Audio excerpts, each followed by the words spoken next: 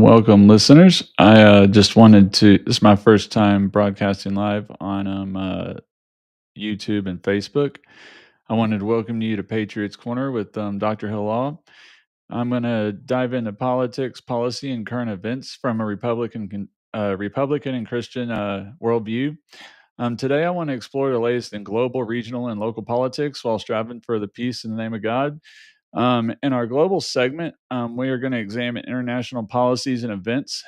We will discuss foreign policy achievements of President Trump and their implications on the global stage.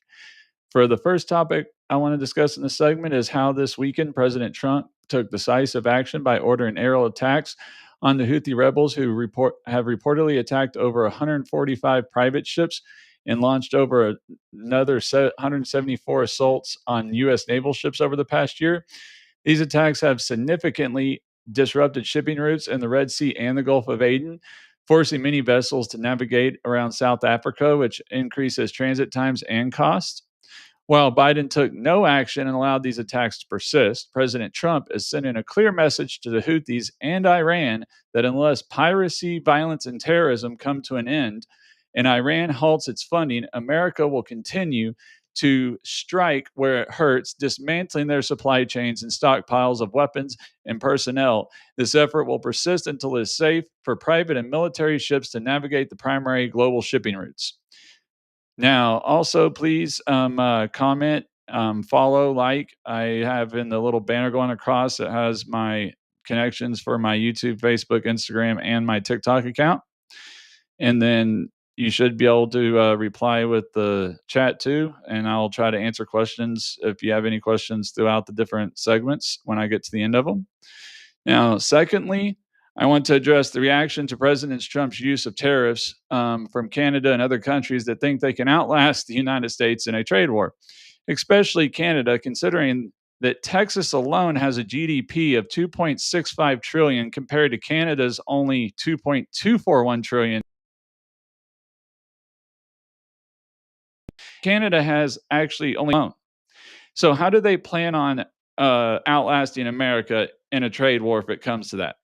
Also, Canada is already laying off steelworkers, not American companies. Furthermore, with other countries, including Canada, are labeling President Trump's action as a trade war, we must remember that during World War II, no one dared to call the U.S. the aggressor because Japan attacked Pearl Harbor, and the same applies today. It's important to note that countries have been imposing hefty tariffs and non tariff barriers, NTBs, on the US while stealing our intellectual property for decades. All President Trump is doing is taking action against the aggressors and working to protect American companies, making it feasible for industries and firms that had departed the US for those reasons to bring back manufacturing and production to the United States. Also, since President Trump's inauguration, he has been calling Canada the 51st state.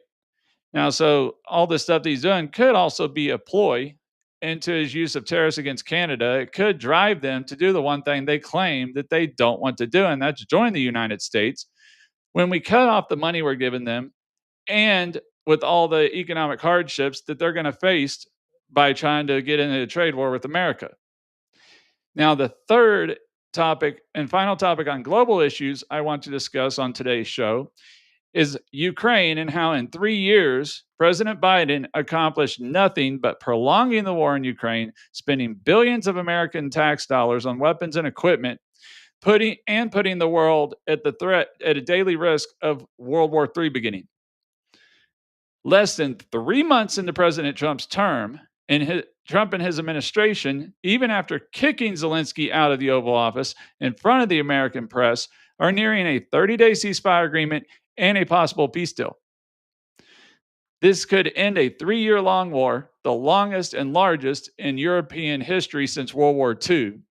So when the media ask why President Trump wouldn't call Putin out or call him all the names on live television, we now see why. Because unlike Biden, President Trump is a master of negotiations, and he's gotten Putin to already meet with him this past Tuesday, and he's hoped to achieve a ceasefire agreement and positive concessions to advance the peace talks and end to the war in sight. Now, turning on to our next segment on regional politics, let's break down how federal policies are influencing different parts of the country, from economic strategies to administrative policies. We'll see how the Trump administration is impacting states. The first topic I would like to discuss today on my U.S. segment is President Trump's appointment of Elon Musk to head Doge and how Doge is working to root out fraud, waste, and abuse in the federal government, as well as eliminate redundant systems and agencies to downsize the government, or as President Trump promised in his first term, to drain the swamp. And actually, just right before I jumped on here, President Trump signed an executive order today dismantling the Department of Education, finally returning the education back to the states and to the parents, to where now parents can control the education of the kids instead of unelected bureaucrats up in Washington indoctrinating our kids the way they want. So, ever since President Trump appointed dealerships, just a year ago, the left loved Elon Musk. I mean, he was the darling of the left. Everybody wanted to own a Tesla, which shows that the Democratic Party launches the same attacks on anyone who disagrees with their political views or beliefs, and that they can't compromise. Anybody who tries to work with President Trump as the enemy of the state to them. That's how ridiculous the left has gone. I mean, even to a point where a recent NBC News poll showed that American voters, over half of the American voters, support the creation of Doge. The NBC News poll was 46 to 40 margin. In contrast, recent Reuters IPSOS survey indicated support for the Department of Government Efficiency, or Doge, by a 59 to 39% margin. Now, while in contrast, both polls did show Americans disapprove how Doge had handled the firing of government employees, a lot of that being due to the media and all how they portrayed everything. Because I mean, President Clinton fired 400, fired a lot of employees. Nobody said anything about him doing it. So while Doge has made some missteps and has been moving at a fast clip, particularly by government standards, Elon Musk must keep up this pace to meet the deadline the President Trump set for him. And also, this deadline aligns with the goal of eliminating $1 trillion from the federal budget and to reduce the deficit, while also enabling President Trump to balance the budget without hopefully making any significant cuts to military or social security or Medicaid or any social programs.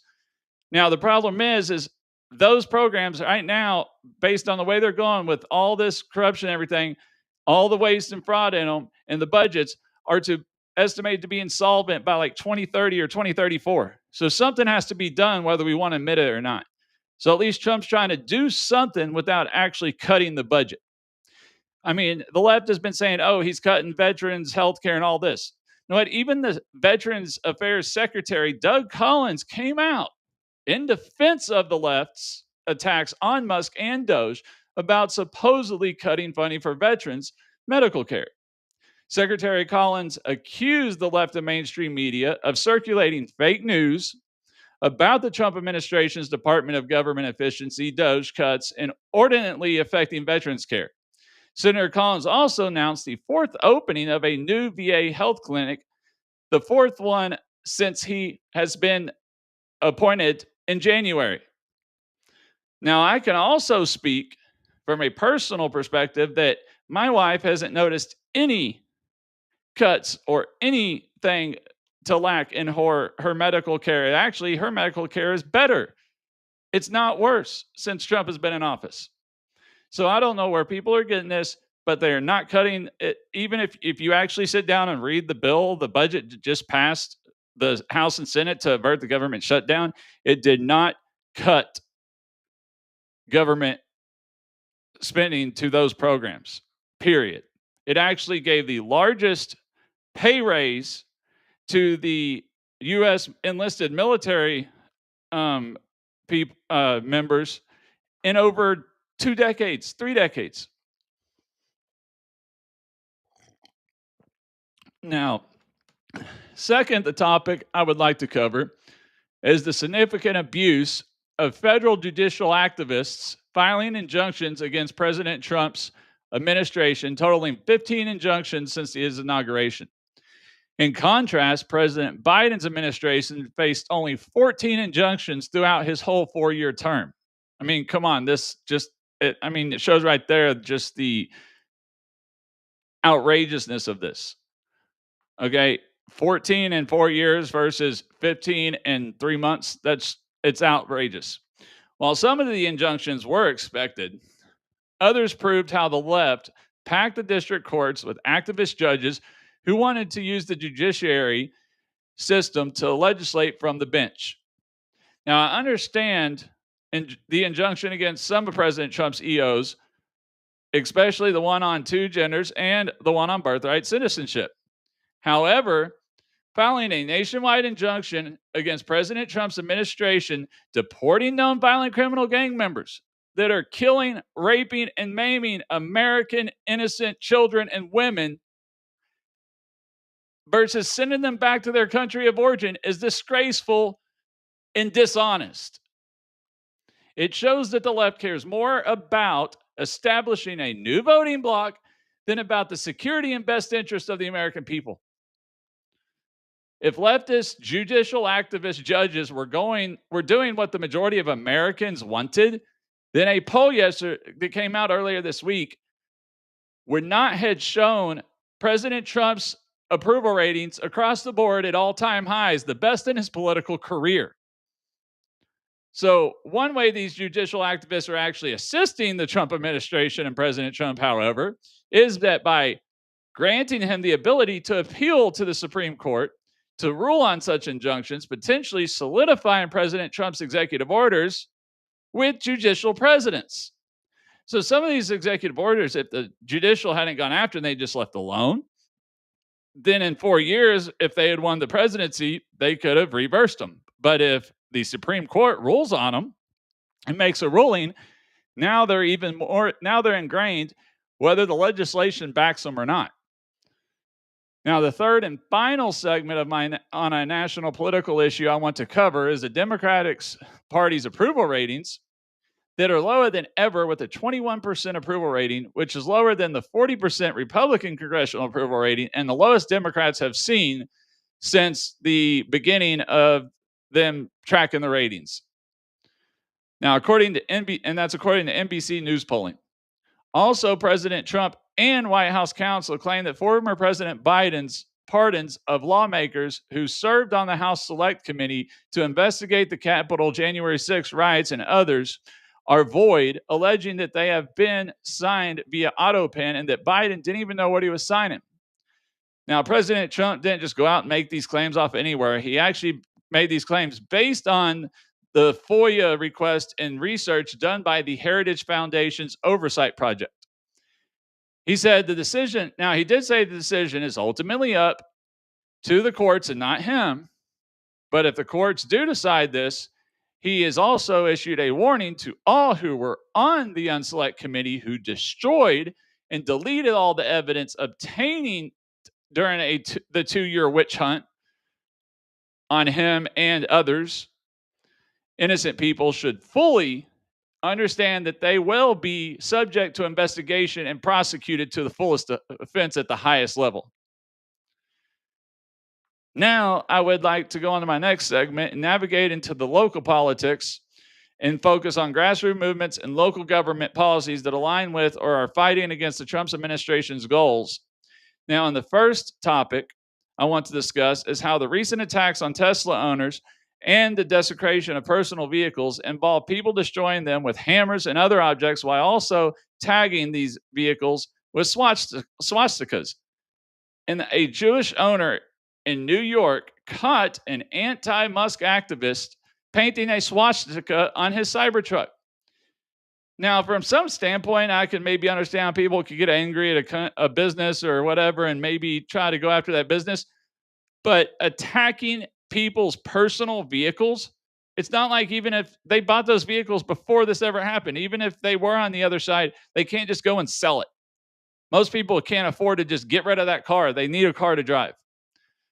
And then defacing a Jewish person's car with a swastika which supports hate against everything that the owner stands for and believes in. I swear, so many leftists today don't even know the definitions of the word that they use to describe President Trump and Elon Musk. And their supporters much less understand what a swastika means or stands for. This is getting ridiculous. All right. President Obama talked about waste, fraud, and abuse and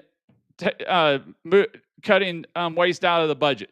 President Clinton did it. But the second President Trump does it, all of a sudden it's bad. Like he said, he could come up with he could cure cancer and they would still hate him. They would still attack him and call him the devil. It's outrageous.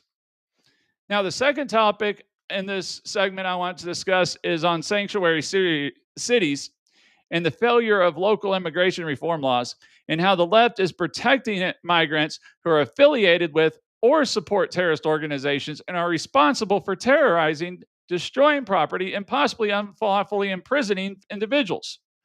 Now, we can argue the constitutionality of revoking a green card holder versus punishing that individual within the American justice system for criminal violations, while passing legislation requiring more in-depth screening processes for student visa holders.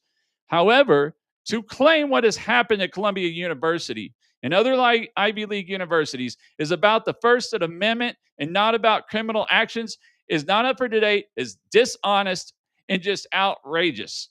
All right? One of the oldest First Amendment arguments is that you can't yell fire in a crowded theater. And the Supreme Court has ruled that speech that is intended to incite violence, actual threats, and fighting words, face-to-face personal insults that are likely to incite an immediate breach of the peace are not protected speech. In other words, all the words that Muhammad Khalil and those people have been saying are fighting words. It's not about protected speech. Now, the Democratic-led states and cities have shown that loosening crime laws and sentencing is not having a positive effect. Recently in Washington State, Percy Levy, 54, was arrested on a dozen drug and weapons charges, including enough fentanyl to kill 278,000 people after being granted clemency by former Governor Jay Levy in 2019. Now, while I agree some people deserve a second chance, many do not. President Trump has proven and demonstrated the right approach to this issue. His pardon or clemency czar, she was a perfect example. Look, when he let her out of jail, look where she's at now. She's not out committing crime. She's working in the White House. So he's figured out a way to do this the right way. Still, Democrats have consistently proven that their criminal reforms are too broad and allow repeat offenders back on the streets to commit further crimes against innocent women, children, and men. Now, while at the same time lowering the thresholds that elevate a crime from a misdemeanor to a felony punishable by more than 1 year in jail. So now these people are going out and committing all these crimes because it's a misdemeanor ticket, and then they get right out of jail, which is in California has caused stores to put almost all of their products behind locked cases to keep it from getting stolen in these big, huge flash mobs of theft. I mean, American families have lost loved ones due to the actions of these Democratic city mayors and Democratic policies, and governors who fail to work with immigration and customs enforcement, ICE, and Border Patrol to detain criminal illegal immigrants when they are arrested, instead of just letting them out, saying, "Oh, we had to let them go." No, you did it. Federal government says you have to keep them until ICE comes to get them. It's a retainer law. Federal law trumps state law. It supersedes state law, period. They ignore ICE retainers and release these individuals back onto the state before ICE or Border Patrol can arrive to take them into custody and commit more crimes. Some of them have actually gone on to commit murder and rape. of children. And also, there have been many instances of congressional Democrats, city officials, and attorneys discussing ways to actively thwart ICE officers from apprehending illegal immigrants in sanctuary cities. The legality of this issue should be looked at in depth within the confines of the Constitution, and if possible, punish these city and county and state officials to the fullest extent possible, including jail time. Period.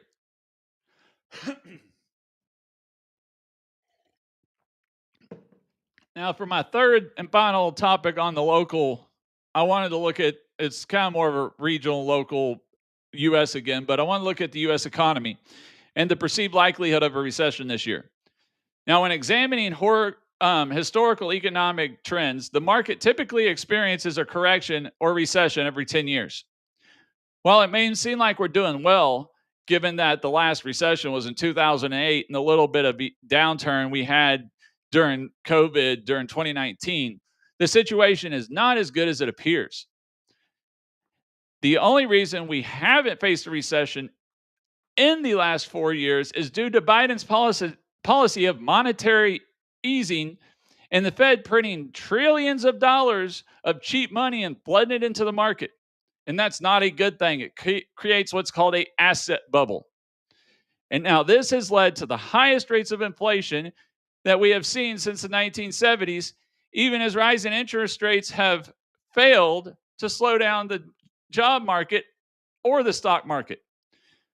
Now, while the stock market has tried to make the everything look good, the problem is after 4 years of massive inflation, the cost of living, groceries, construction, gas, and overall market, which the rich have gained wealth,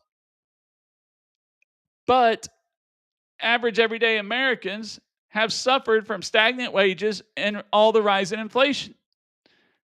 This has left President Trump with an economic market that was on the verge of a 1930-style Great Depression.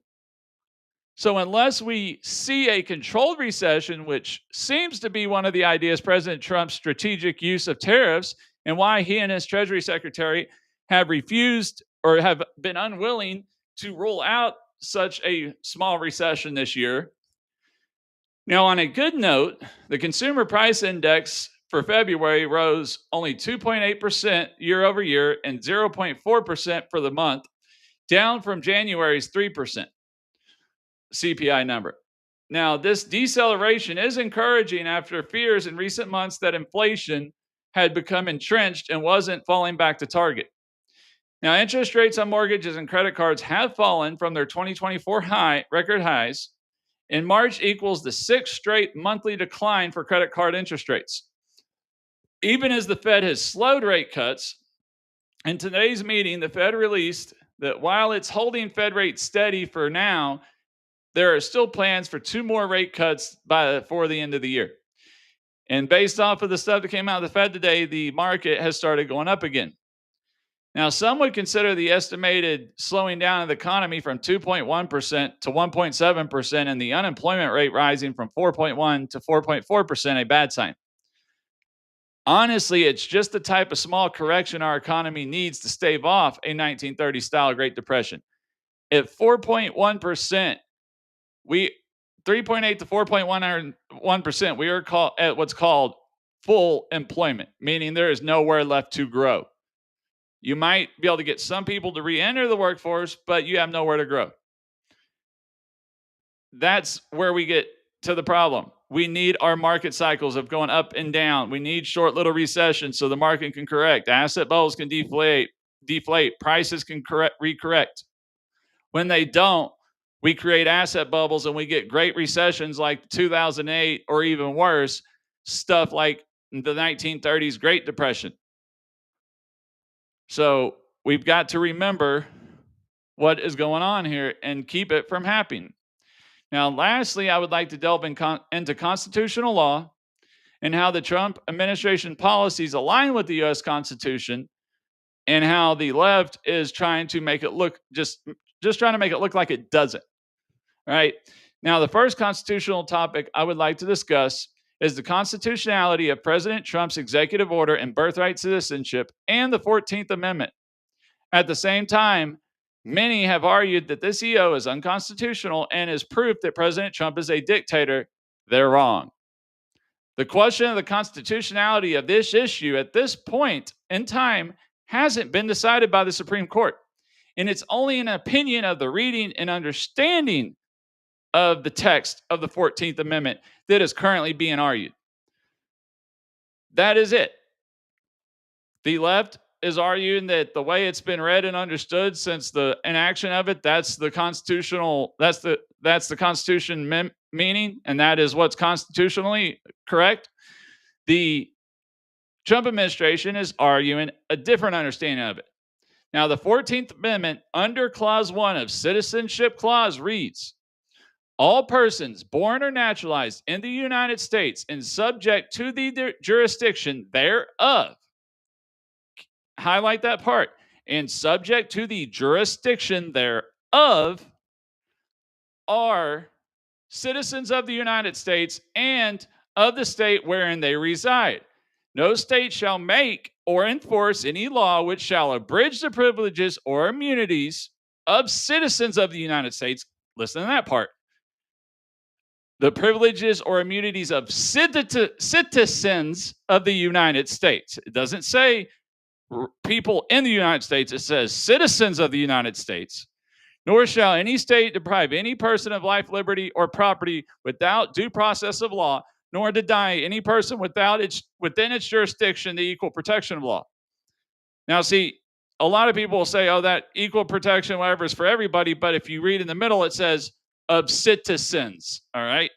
So now where President Trump and his administration are arguing is that this doesn't apply to children of illegal immigrants, as in that the provision rightly repudiated the Supreme Court of the United States shameful decision in Dred Scott v. Sanford in 1857. However, his EO also argues that the 14th Amendment has never been interpreted to extend citizenship universally to everyone born within the United States. Now, it has always excluded individuals born in the United States who are not subject to the jurisdiction thereof from birthright citizenship. President Trump also refers to 8 U.S.C. 1401, which states that a person born in the United States and subject to the jurisdiction thereof is a national and citizen of the United States at birth. Okay, so right there it says that a person born in the United States and subject to the jurisdiction thereof is a national and citizen of the United States at birth. To put it in layman's terms, President Trump and his administration are arguing that the mother is here illegally. She is not subject to the jurisdiction thereof, and therefore neither is her newborn child. Now, the executive order, I've heard people argue, make comments on my TikTok and everything that, if this bill passed and President Trump, some of his kids won't be citizens. No, because the executive order also states, nothing in this order shall be construed to affect the entitlement of other individuals, including children of lawful permanent residents, doesn't say citizens, says permanent residents, to obtain documentation of their United States citizenship. Under the argument of his EO, the legal resident or naturalized citizen, aka green card holder, would be subject to the jurisdiction thereof. So what it's saying is that if you are here illegally, that you came here and then if you just walked up, swam across the Rio Grande River, laid down, popped out a baby, that baby is not an American citizen because you are not subject to the jurisdiction thereof, because you have you have not denounced your allegiance to your home country. So you are not a resident. You are not a legal resident. You are not supposed to be here. So you are not subject to the jurisdiction thereof, meaning your child is not a U.S. citizen.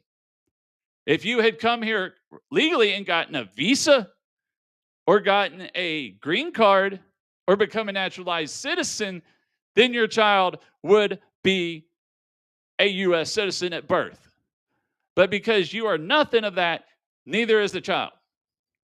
Now, the second topic I want to cover under our constitutional segment is the question of what can be done about the activist judges who tried to stop the Trump administration, from deporting hundreds of criminal illegal immigrants who are also violent gang members. While he is a federal district criminal trial court judge, not an immigration judge, he does have some legal standing. Some little bitty, not lots, little bitty. Now, here's the thing. I know everybody's saying, hey, let's impeach him, all this stuff. Everybody's saying, what about the Constitution? No, but that's not. All right. Now, while he has some legal standing, federal district court trial judges have jurisdiction over specific legal issues related to the deportation of legal immigrants, including those with criminal convictions. However, their jurisdiction is generally limited by federal law. All right. Now, while the Executive Office for Immigration Review, EOR, under the Department of Justice, has primary authority in immigration and deportation matters, federal district court judges can become involved when legal challenges involve constitutional rights, statutory interpretation, or the legality of the government's actions, which can include habeas corpus petitions and judicial review of the Immigration and Nationality Act allow it. All right.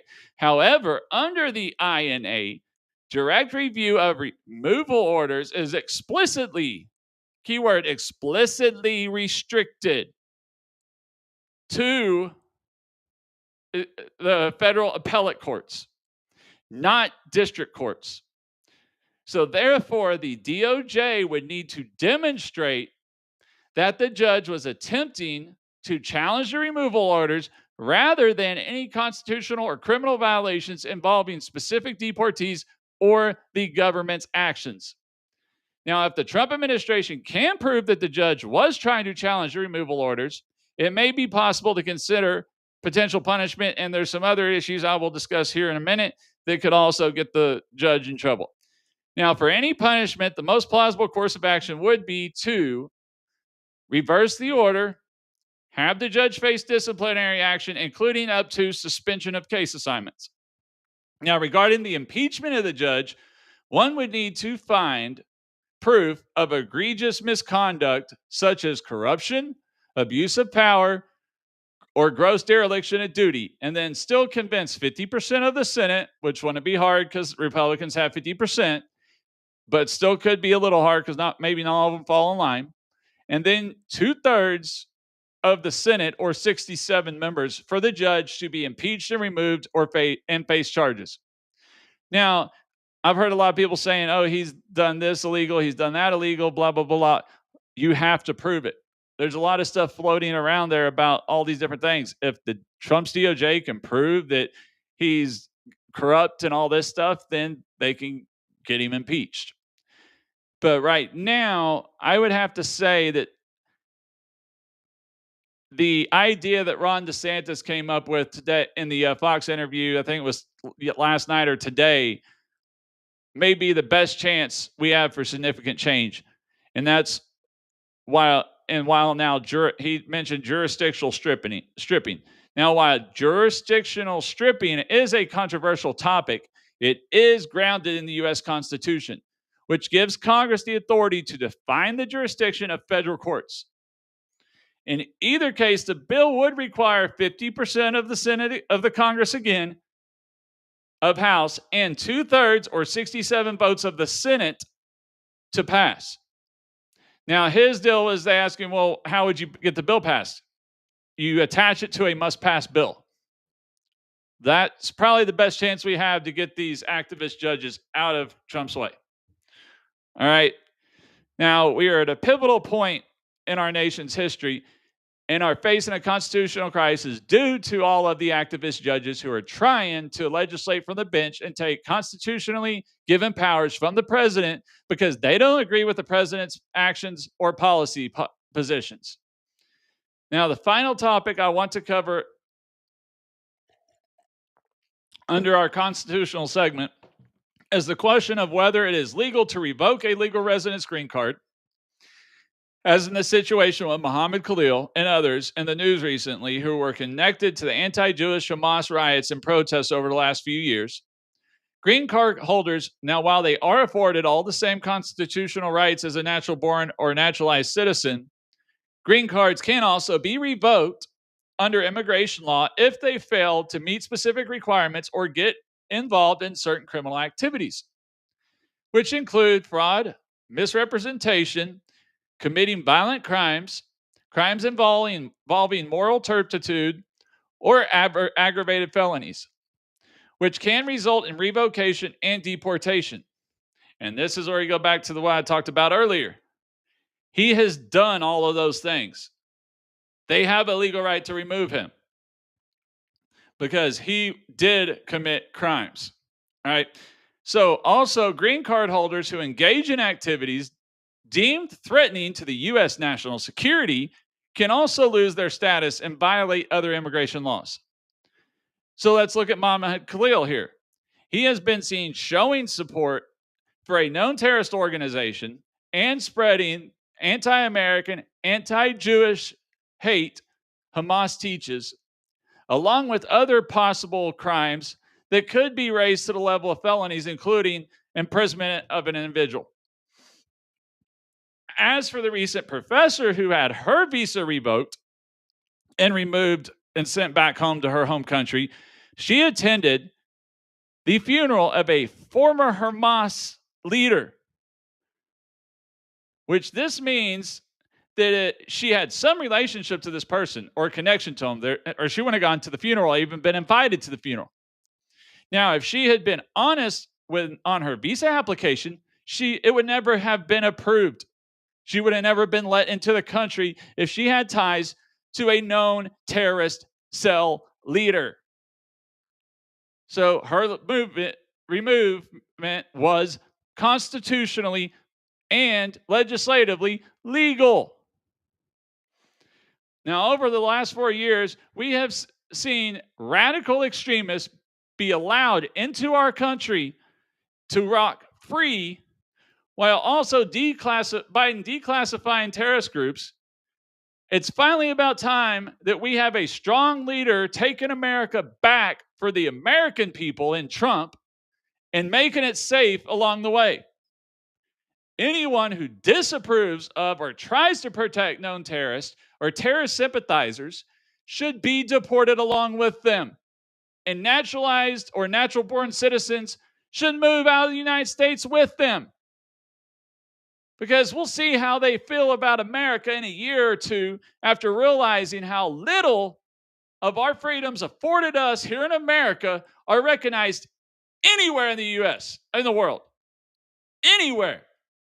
You talk about freedom of speech. Try saying half the stuff you say here over in Iraq, Iran, Afghanistan, even Europe, or Germany, or Russia, or China, or all these countries you talk about. Go say that crap. Say the stuff that I'm saying here. Go say stuff against the government there and see what happens. See how fast you end up in a work camp or prison. I promise you it won't be pretty. And you'll be begging to come back here.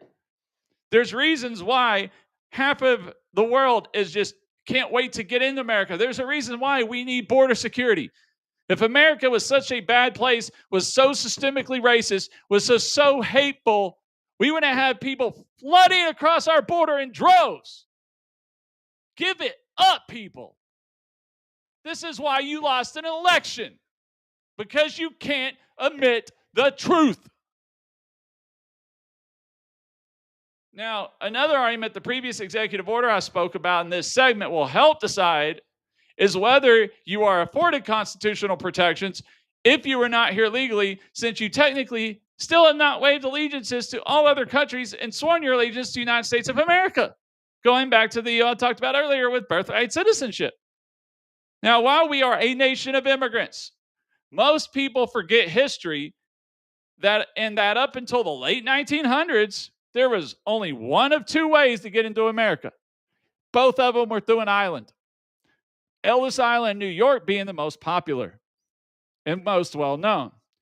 Now, if you didn't pass through quarantine, your medical physical, you couldn't prove that you were able to work, you didn't pass the background check, and you couldn't prove you had a job or a marketable skill and money to survive on until you got your check, you were turned away and sent back home.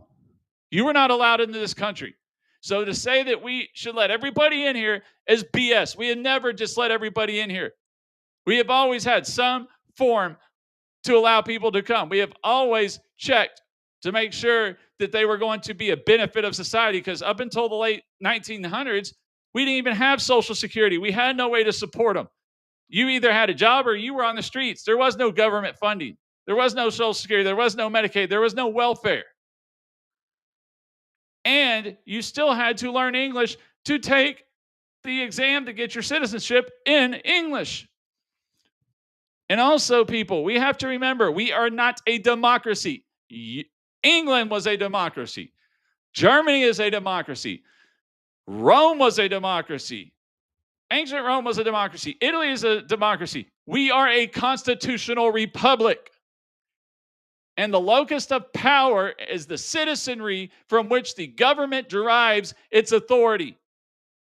As Alexander Hamilton said in Federalist Paper 22, the consent of the people is the pure original fountain of all legitimate authority. This principle is foundational to our government in the United States and provides citizens with incredible opportunity and responsibility. Unlike billions of people worldwide, Americans control their political future through the ballot box. Indeed, we are stewards of it as we are stewards of everything God has given us. Voting is an exercise in delegating God's ordained authority, because power resides with the people in our republic. When Christians vote, they are delegating their ruling authority to others. Now, for all my Christians out there that try not to get politically involved, you have to. Because a failure to vote is a failure to exercise our God-given authority. As Christians, we must remember, if we are not pushing our congregation members to vote, don't push them politically, Republican or Democrat, let them say that, but pushing them to vote. One cannot be upset. We consistently see the left chipping away at our Christian values and allowing evil to take over our political and legislative arenas. As a quote from an article that I recently read, in a Genesis 3 world plagued by sin, Christians are called the corroding effects of the fall wherever they exist. Our decision to cast an informed vote is an attempt to do just that. Now, I would like to thank everybody for tuning in to Patriots Corner with Dr. Hill today. I appreciate your support and engagement. Please don't forget to subscribe, follow, and leave a review. I would like to start doing this week a couple times a week on across all the platforms: Facebook, YouTube, TikTok, all that. But I got to get some subscribers, get followers, get enough stuff so I'm actually monetizing this so I can do it full time. So if you like what you hear and enjoy the content and want me to bring more, please subscribe, follow, like, share, all that. Thank you and have a good day.